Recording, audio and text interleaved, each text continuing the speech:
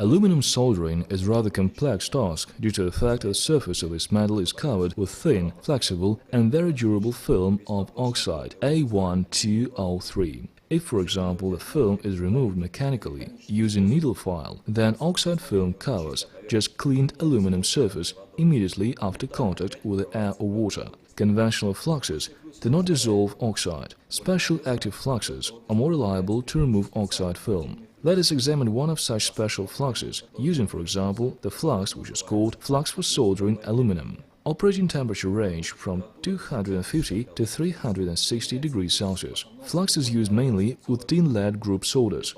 When performing soldering, either brazing or thin, flux easily copes with oxide film. Moreover, it in fact clears the surface and improves spreading of solder and, consequently, increases durability and density of metal connections. If necessary, flux can be cleaned, for example, with alcohol, acetone or special washout fluid. It is also worth noting that in addition to soldering aluminum and its alloys, flux can be used to braze stainless steel, nickel, copper and various other metals.